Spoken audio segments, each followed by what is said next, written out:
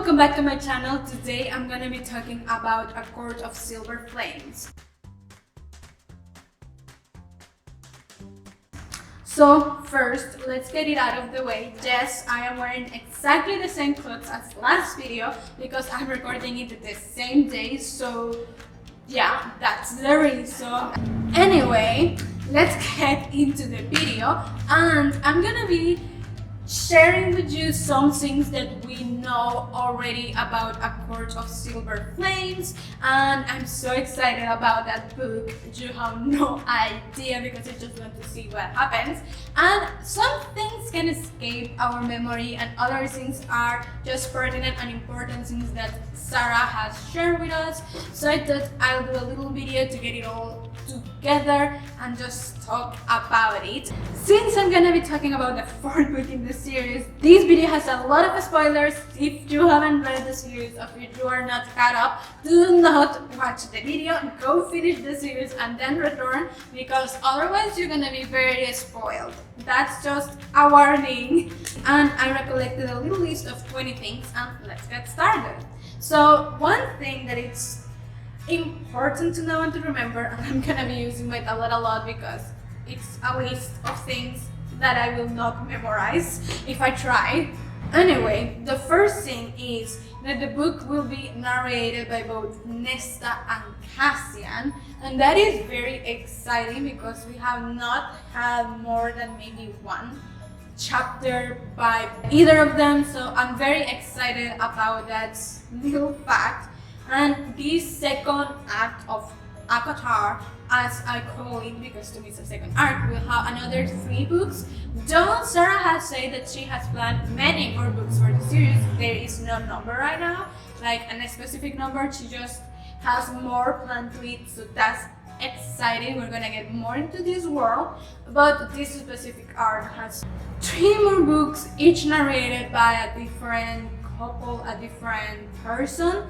So this is most definitely gonna be the only Nesta Cassian book, which also means that their conflict will be resolved most likely by the end of the book, which is very good because it's a long book. I cannot see everything going on for much longer, so yeah.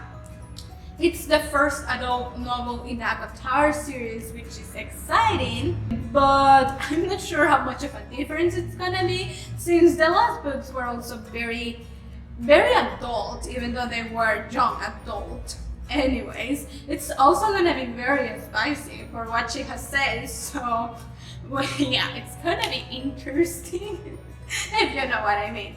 Mas has called this book to be a healing book when asked to describe the book in a few words, mostly because of Nesta's journey, so that's very encouraging as to what's gonna happen in the book. Of course, she is very good at writing trauma and just getting over all of this and going through, you know, depression and very difficult things. So I already had hopes that it was gonna be a healing book, but now it's pretty much confirmed, and that makes me really happy. I just want to see Nesta reach her potential because I am positive she has a lot of it if she just deals with all that she has and then just ignores it. So yeah, I'm interested to see how that goes on.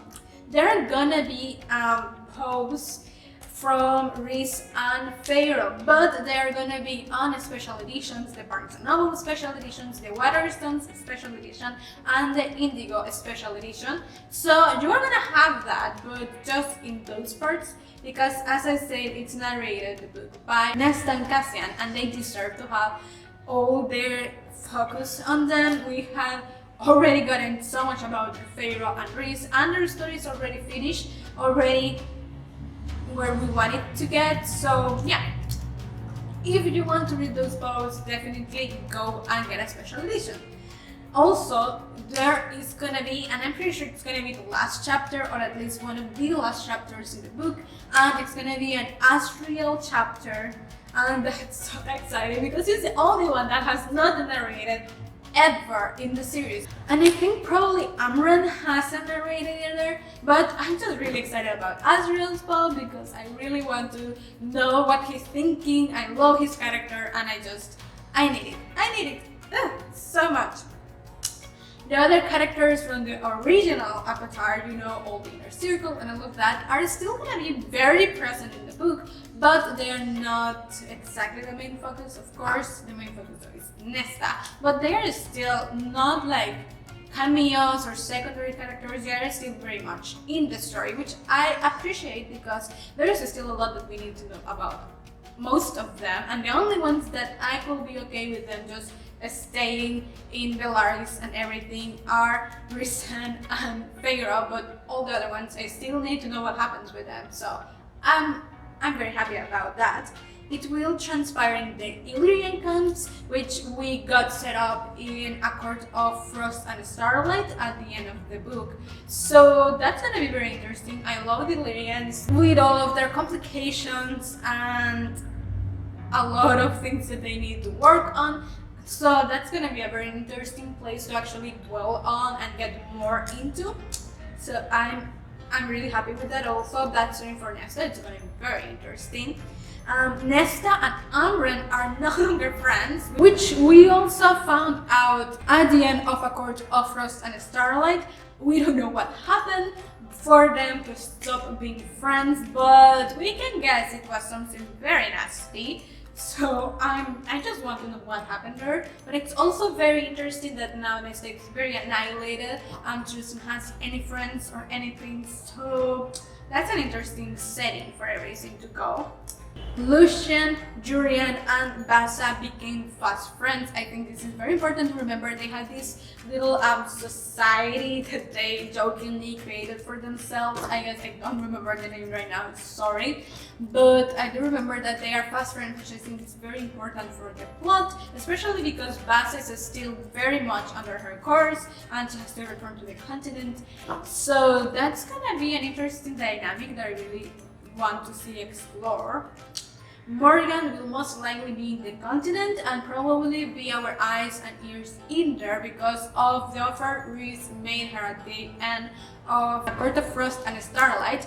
So that's gonna be interesting, and I really hope that we get to see the both sides. It's because of all the plot that it's been set up.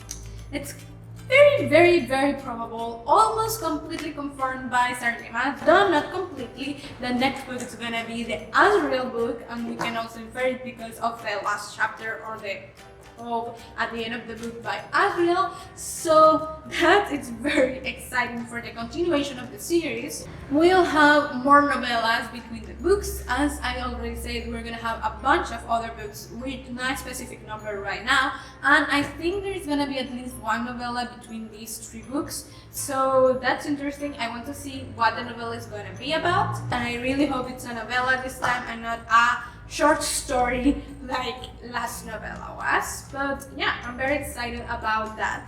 There is great tension brewing between Rhys, Cassian, and Ayriel and the Illyrians because there was some discontent being spread around, and we're gonna have to deal with that, especially Cassian. And it's gonna be so exciting to see him be more of a general in that setting because things are gonna get very messy, and I'm just very excited about that. It'll have the start of a larger plot, even though the book is mostly centered around Nesta and Cassian and everything around them. We also have a lot of plot that is going to be starting and that it's going to be obviously carried on through the other books, even though the narrators are going to be changing each book, which I think is a very nice idea. I like it. I can imagine what the plot is going to be about. We already have the seeds for it, but it's still going to be very interesting to see it all happen and transpire. Let's not forget that Amren is now a high fae, and we don't know her powers. We still suppose that she is very powerful, but we don't know her powers, and we're gonna get to probably see her discovering that, which is gonna be very exciting. And just Amren as a high fae is gonna be different in the dynamic, and it's gonna be exciting to read. I don't know, I'm looking forward to that.